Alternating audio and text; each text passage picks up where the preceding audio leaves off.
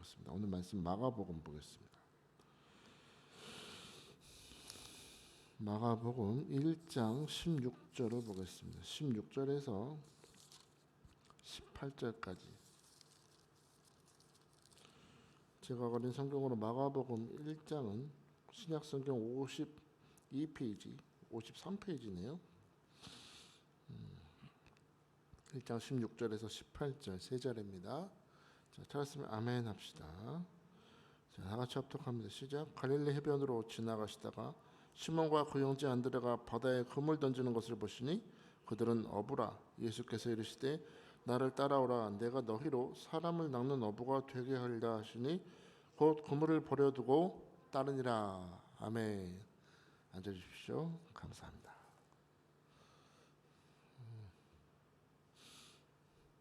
할렐루야. 먼저 감사드릴 것은 지난 2025년 한 해 동안 피곤함에도 불구하고 피곤한 육신을 가지고 이 예배 자리에 나와서 이 부족한 종의 말씀에 귀를 기울여 주시고 또 우리 기도에 힘써주신 여러분을 정말로 감사하고 싶고 칭찬하고 싶습니다. 하나님께서 올해까지 여러분의 기도에 응답하신 것처럼 2026년에 여러분을 향한 샘물과 여러분 쉴만한 물과 엘림을 준비하심을 믿으시고 오늘도 믿음으로 기도하며 말씀 들고 기도할 수 있게 축복합니다.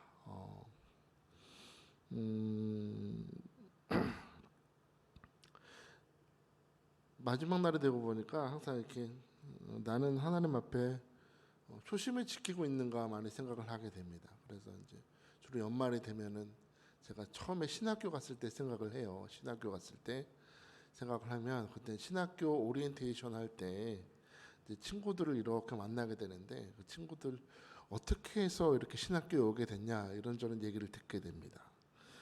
뭐 다양해요. 우리 엄마가 뭐 권사님인데 자다가 꿈에 하나님께서 너 아들을 내게 바쳐라. 주의 종이다 말씀하셔서 엄마의 기도로 내가 여기까지 왔다 하는 친구도 있고 뭐 저처럼 기도 한번 잘못 받아서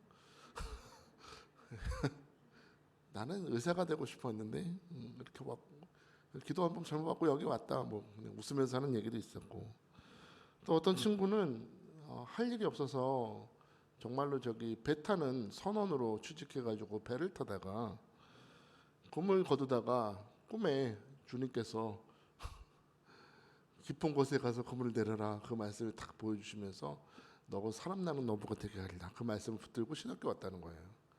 그러니까 보면 막 몸이 막 근육이 우락부락하고요. 절대로 목사님이 되면 안 되는 얼굴인데 하나님은 겉모습을 보시지 않는다. 부르셨다는 거죠. 지금 목회 잘해요. 정말 말씀 잘 전하고 목회 잘하는 친구인데 그런데 이 친구가 그런 꿈을 꾸고도 거절했대요. 난 그래도 그냥 어부로 살래 그랬는데 어머니가 이제 돌아가실 때 빨리 돌아가셨는데 어머니 돌아가시면서 아들아 나는 네가 꼭 목사님이 돼서 말씀 전하는 사람이 됐으면 좋겠다. 그러고 돌아가셨대요. 그래서 그 다 금을 버리고 신학교 왔다고. 여러분은 어떠세요? 여러분 하나님 앞에서 여러분은 어떤 사람으로 부르심 받았다고 생각하십니까? 여러분은 과연 주님의 그 부르심 받은 자로서 살고 있으십니까? 오늘 본문 속에서 우리 예수님은 갈릴리 바닷가에 계십니다. 오늘 16절에 보니까 갈릴리 해변으로 지나가시다가 시몬과 그 형제 안드레가 바다에 그물 던지는 것을 보시니 그들은 어부라 그랬습니다. 이 16절 말씀만 보면 예수님이 그냥 우연히 갈릴리 해변으로 지나가시다가 시몬 베드로와 안드레가 그냥 그물 던지는 걸 우연히 보신 것처럼 보여요. 그런데 동일한 장면을 증거하는 누가복음에 보면 갈릴리 해변에서 주님이 말씀을 전하고 계셨습니다. 그냥 우연히 지나가신 것이 아니라 우리 주님이 말씀을 전하고 계셨고 그 말씀을 전하실 때 예수님은 베드로의 배 위에서 전하셨어요. 그리고 베드로가 밤새도록 물고기를 낚지 못했지만 깊은 곳으로 가서 그물을 내려라 명령하심으로 두 배가 가득 차게 물고기를 낚는 기적을 경험하게 하신 것을 봅니다. 즉 우연히 지나가신 것이 아니라 우리 주 예수 그리스도께서는 이들의 삶을 주목하고 계셨다는 것이죠. 살피고 계셨고 이 베드로와 안드레의 성향을 알고 계셨고 그리고 그들의 실패를 알고 계셨죠. 밤새도록 그물을 내렸으나 아무것도 낚지 못하는 그들의 실패하고 낙심한 마음을 아셨고 갈급한 심령이란 걸 아셨고 경험을 내려놓고 말씀하신 것이라면 무조건 순종할 수 있는 순종의 마음이 있는 사람들인 것도 아셨다는 것이죠. 여러분 아십니까? 오늘 이 자리에 우리가 아무 말도 하지 않고 지금 부족한 조여정의 입술을 통하여 말씀을 듣고 있지만 이 자리에 임마누엘 하나님으로 함께 계신 우리 예수 그리스도는 오늘 여러분의 삶을 주목해서 살펴보고 계심을 믿으시기 바랍니다. 주목하신다는 것이죠. 그냥 단순히 보시는 것이 아니라 오늘 여러분의 삶에 부지런히 소망으로 그물을 내렸으나 한 마리 물고기도 낚지 못하는 빈 그물의 상실감을 아신다는 거예요. 내가 이 새벽에 나와서 하나님 앞에 간절히 기도했으나 아무것도 응답을 낚지 못해서 낙심해 있는 내 마음도 아시고 무엇 때문에 염려하고 있는 것도 아시고 내 성향도 아신다. 주님이 여러분을 참아주셨기 때문에 내가 믿음 생활을 하는 거라고 생각 안 해보셨어요? 내가 밖에 나가서 그냥 세상 사람들과 똑같이 살았다면 어찌 보면 상처 많이 받았을지 몰라. 그러나 주님께서 이 새벽에 예배하고 기도하는 나를 이 시간을 통해서 내 마음을 다 공감해 주시고 위로해 주신 은혜로 오늘 이 시간 마지막 예배 드린 것이 큰 축복인 줄 믿습니다. 내 성향을 아신다. 그리고 그들을 보시면서 우리 주님이 말씀하시는 것이죠. 17절에 보니까 예수께서 이르시되 나를 따라오라 내가 너희로 사람을 낚는 어부가 되게 하리라. 여러분 17절을 잘 주목하셔야 됩니다. 나를 따라오라고 명령하십니다. 그리고 그 주님을 따라올 때 이루어지는 결과에 대해서 사람을 낚는 어부가 되게 하리라라고 하시죠. 이 중요한 명령이 두 가지죠. 나를 따라오너라. 내가 사람 낚는 어부가 되게 하리라. 두 말씀이에요. 나를 따라오너라라고 말씀하시는 명령 속에서 우리는 주님께서 베드로가 안드레가 지금까지의 삶의 방식을 버리고 주님을 뒤따르는 자가 되라라고 요구하시는 거예요. 나를 따라오너라는 것은 그냥 단순히 따라오너라 같이 밥 먹자 그 수준이 아니고 오늘까지 너의 삶의 방식을 내려놔야 된다는 것이죠. 주님을 따르기 위해서는 먼저 내려놓을 필요가 있습니다. 엘리야가 엘리사를 다 겉옷을 던지면서 부를 때 엘리사가 그 소를 치던 거 쟁기 다 버리고 불태우고 소들도 그냥 잡아먹고 엘리야를 쫓아갔던 것처럼 나를 따라오너라 명령하실 때는 오늘까지 나의 삶의 방식을 버리라는 거예요. 이 베드로와 안드레 두 형제는 지금까지 삶이 자기들이 계획을 세웠어요. 자기들의 계획을 세우고 자기들이 하고 싶은 삶을 살아갔어요. 삶의 방향도 자기들이 스스로 정하면서 그 방향으로 열심히 달렸던 사람들이었지만 그리고 거기에 대해서 스스로 책임을 지는 삶을 살았지만 예수님이 나를 따라오너라 부르실 때는 이제 너희는 모든 것을 다 예수께 맡기고 나의 뜻을 쫓아 살아라 라고 요구하시는 거죠. 그리고 주님이 말씀하세요. 내가 너희를 사람을 낚는 어부가 되게 하리라 하시니 그랬어요. 이 되게 하리라 할 때 헬라어를 보니까 포이에소라고 써 있는데요. 이거는 이런 말씀이에요. 베드로 안드레한테 사람을 낚는 어부가 되게 하리라라고 하실 때 이 말은 앞으로 너희가 사람을 낚는 어부가 되리라라는 뜻이 아니고요. 너희는 사람을 낚는 어부가 될 것이다라고 말한 게 아니에요. 잘 보세요. 17절에서 뭐라 그랬어요? 되게 하리라. 이 되게 하리라는 말씀하시는 이유가 뭐예요? 너희를 사람 낚는 어부가 되게 하는 것은 너희가 아니고 누구다? 나 예수라는 거예요. 이 모든 일을 이루는 주체는 누구다? 예수 그리스도. 예수 그리스도. 그들을 무식한 어부에서 사람을 낚는 복음의 그물로 사람을 낚는 복음의 사도로 만드시는 분은 주님이시다. 주님의 주권과 주님의 계획과 주님의 섭리와 인도하심 속에서 그들은 사람 낚는 어부가 되는 것이지 자기들이 어떻게 되고 노력한다고 되는 게 아니라는 것이죠. 주님이 그렇게 만들어 주실 것이기 때문에 중요한 건 그들은 앞으로 염려할 필요가 없다는 겁니다.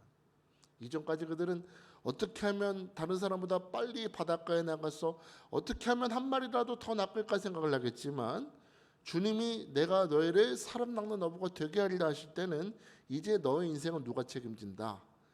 예수님이 책임지신다는 거예요. 염려할 필요 없어요. 주님이 채워주실 것이고, 주님이 인도해 주실 것이고, 주님이 먹여주실 것이고, 그 모든 결과에 대한 책임도 누가? 주님이 채워주실 것이기 때문에 두려워할 필요가 없다는 것입니다. 여러분은 2000년 전에 제자들을 찾아가셔서 나를 따라오너라, 내가 너희를 사람 낚는 어부가 되게 하리라 라고 부르셨던 예수님은 오늘 우리를 부르십니다. 2025년이 마지막 날 우리의 인생 바닷가에 찾아오셔서 부르시는 거예요. 사랑하는 김기남 지사야, 나를 따라오너라. 주님 부르시는 거예요. 나를 부르실 때 그것은 주님께서 주님의 주권적인 역사 속으로, 주님의 섭리 속으로, 주님의 계획 속으로 우리를 부르시는 것입니다. 내가 발버둥 쳐서 이루는 삶이 아니라 나를 통하여 주님이 이루시는 인생으로 초대하고 계십니다. 오늘 여러분이 초대에 아멘 순종할 수 있게 축복합니다. 여러분이 2025년 열심히 살았으나 발버둥을 쳤으나 빈 그물이었다면 오늘 기쁘게 이 초대에 아멘으로 순종할 수 있길 바라요. 주님이 세계로 초대하는 거예요. 주님의 인도하심으로 초대하는 것입니다. 여러분, 모세를 보십시오. 홍해 앞에서 또는 광야에서 200만이 넘는 이스라엘 백성들을 인도하는 모세는요, 위대한 리더죠. 여러분, 교회에서 우리 교인들이 리더하는 것도 쉽지가 않은데 여러분 200만이에요.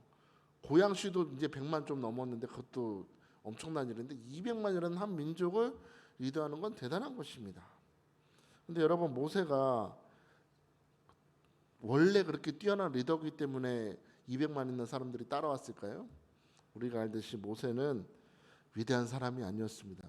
주님께서 떨기나무 임하시는 불로 임하셔서 너를 세운다겠다고, 너를 사용하겠다고 말씀하실 때 모세는 주여, 저는 말도 안 됩니다. 주님, 제가 무슨 리더를, 저는 입술이 우둔합니다. 주님, 어떻게 해서든지 도망가려고 했던 그런 연약한 사람이었어요. 그런데 이렇게 위대한 리더가 된 것은 하나님께서 모세를 통해서 출애굽을 이루시고 준비하시고 목포하셨기 때문에 모세의 삶이 위대해진 겁니다. 하나님이 그렇게 만들어가는 것이죠. 물론 모세 입장에서는 괴로웠을 거예요. 하루가 편했을까요? 그게? 이놈의 백성들은 맨날 수시로 원망하고 불평하고 밥 내놔라, 고기 내놔라, 마늘 내놔라, 부추 내놔라. 여차하면 그냥 화가 나가지고 하나님 앞에 욕을 하고 우상 섬기고 애굽으로 돌아가자고 했던 이 백성들이잖아요. 매일 걷는 길이 이게 정말로 괴롭지 않았겠습니까? 물론 구름기둥 불기둥이 인도하여 주고 매일의 만나가 내려질 하나님의 은혜가 부어지지만 리더로서 개인적인 모세의 삶은 너무나 힘들었을 거예요. 근데 여러분, 그런 하나님께서는 그런 모세를 홀로 외롭게 두지 않으신 사실을 기억하셔야 됩니다. 힘들지만 하나님은 그를 외롭게 홀로 두지 않으시고 어떻게 함께 하시는 걸 보여주세요. 매일 일용할 만나를 내려주시는 거예요. 일용할 만나를 내려주시고 구름기둥 불기둥으로 계속 인도하여 주시고 반석에서 물도 내어주시고 1억 5천만 마리 메추라기도 보내주시고 큰 은혜와 큰 능력과 큰 보호로 하나님이 친히 함께 걸어주신 것을 모세는 계속 느끼고 있었다는 겁니다. 여러분, 생각해 봅시다. 우리가 성도로 사는 게 참 힘들지 않습니까?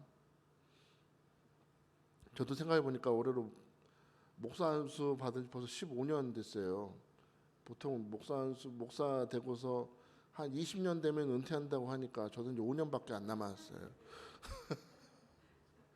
여러분 이제 몇 년 못 봐요. 저는 이제 이게 목사로서 살아가는 것도 쉽지가 않아요. 여러분도 참 힘드실 거예요. 예배 드리고 기도하고 때로는 많이 여러 가지 갈림길에 손들릴 때도 있겠지만, 그리고 세상도 악하고 사람들도 악하고 때로 교회 안에서 상처받을 때도 있죠. 사람들이 다 성격이 다르고 성향이 다르다 보니까 교회 안에서도 예수 향기가 날려야 되는데 우리 막 싸우고 부딪힐 때도 있잖아요. 솔직히 힘들어요.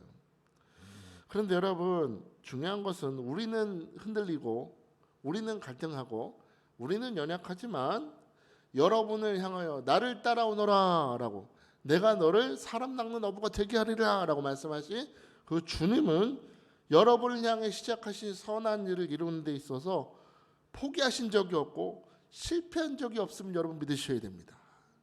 포기하지 않으신다. 실패한 적이 없다. 비록 내가 걸어가는 오늘까지 인생길이 힘들고 높고 외롭고 힘든 길이라 할지라도 이것은 여러분 절대로 의미 없는 것이 아니라 오히려 나를 계속 장성하게 하고 영육간에 살찌우고 부욕케 하시는 축복임을 믿으시기 바랍니다. 오늘까지 나를 그렇게 부욕케 하신다. 여러분 보십시오.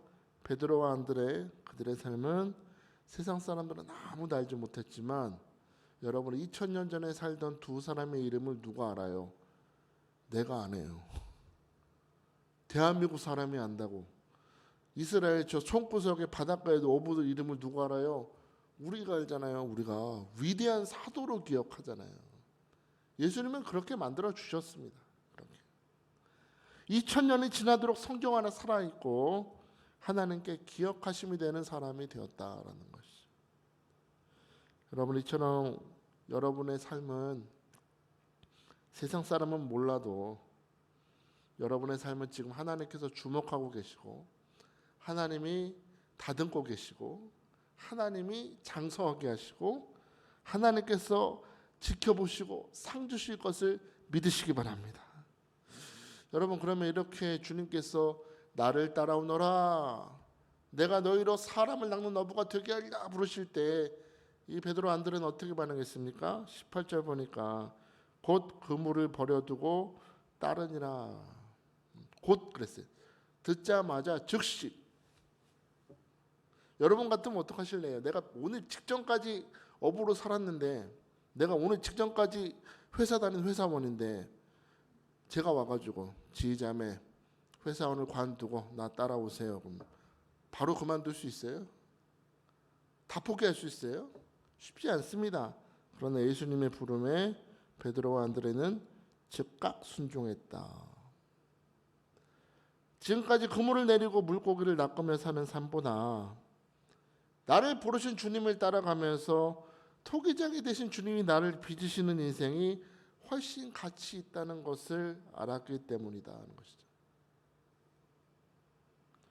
특히 그들은 주님의 부르심을 주저하거나 망설이지 않고 그 즉시로 모든 것을 포기하고 주님을 따른 것, 여러분 이건 주목할 필요가 있습니다. 여러분, 사람이 뭔가 결정할 때 주저하거나 망설인다는 것은 사실 그 마음이 어떻다는 거예요. 주저하거나 망설인다는 마음이 있다는 건 마음이 결정되지 않았다는 뜻이고 여전히 두 마음이 있다는 겁니다. 사실은 두 마음을 품었다는 거예요. 마치 롯의 아내가 빨리 그 소돔성을 나가야 되는데 그 살던 소돔성을 미련을 버리지 못하고 뒤돌아보다가 소금 기둥이 된 것처럼 여러분, 이 세상에 많은 주님의 성도들이 여전히 하나님께서 부르시는데도 주저하는 사람들이 너무나 많다는 겁니다. 주저하는 자는 여전히 세상 것인 것에 미련을 두고 자꾸 돌아본다는 거예요. 자꾸. 성경은 이런 사람을 가리켜 이렇게 말씀하죠. 야고보서 1장 7절에서 8절에 이런 사람은 무엇이든지 주께 얻기를 생각하지 말라. 두 마음을 품어 모든 일에 정함이 없는 자다. 그래서 뭔가 받고 싶은 게 있잖아요.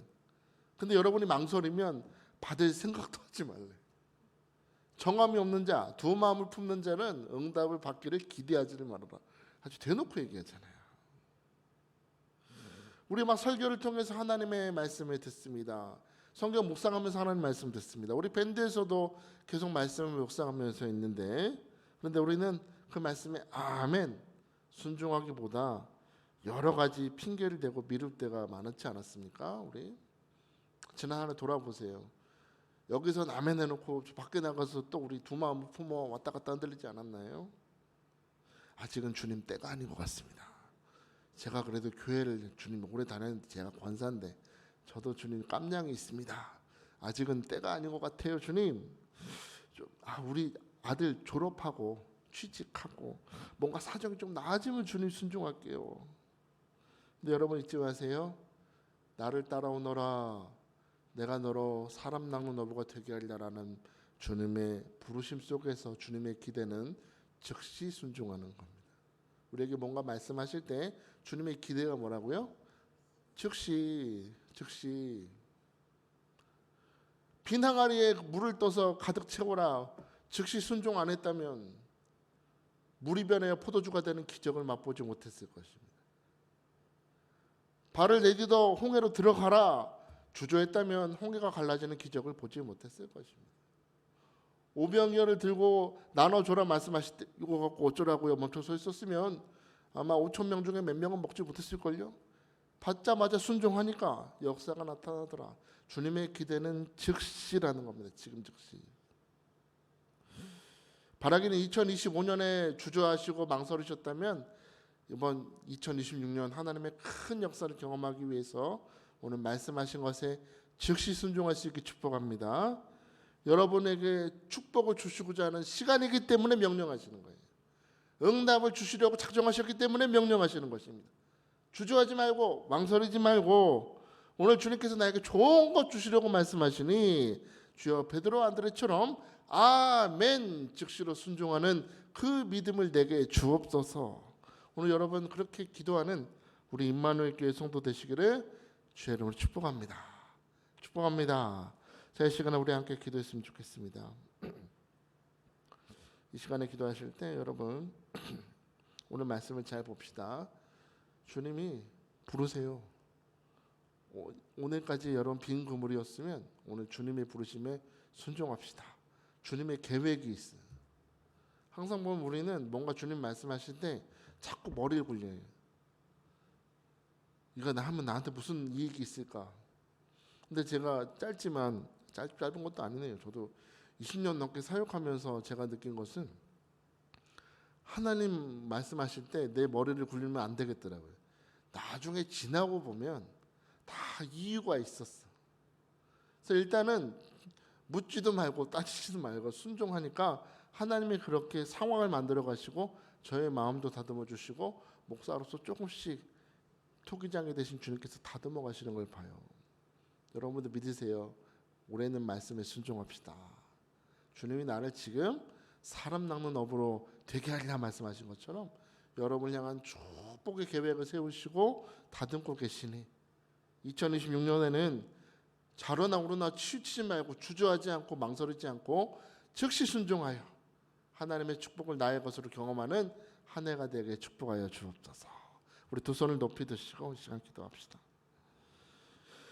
나를 부르시는 주님 앞에 아멘으로 순종하는 한 해, 그래서 나를 위해 준비하신 축복을 다 받아 경험하는 우리 성도되게 주여 다음 한 해도 2026년도 그렇게 붙들어 주옵소서.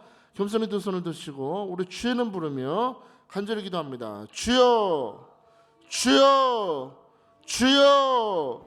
할렐루야. 주님을 찬양합니다. 오늘도 우리에게 말씀해 주시고 하나님 깨닫게 하심을 감사합니다. 하나님, 우리도 2025년 한 해를 살면서 돌아보니 모든 것이 주님의 은혜였음을 고백합니다. 그러나 때때로 우리의 삶에도 이생의 바다에서 그물을 내렸으나 아무것도 낚지 못하여 낙심하고 상처받고 절망에 빠진 사람들이 있음을 고백합니다.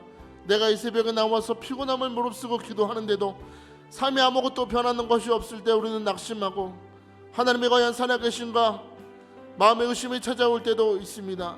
그러나 우리는 믿습니다. 주님께서는 우리의 삶을 세밀하게 살피고 계시고 우리의 실패를 아시고 우리의 눈물을 아시며 우리의 빈 그물을 주목하고 계신다고 했습니다. 주님은 우리의 상황을 그대로 내버려 두는 분이 아니라 우리를 주님의 세계로 부르시고 주님의 계획 속으로 부르시고 주님의 섭리 속으로 부르심을 우리는 오늘 깨달았습니다.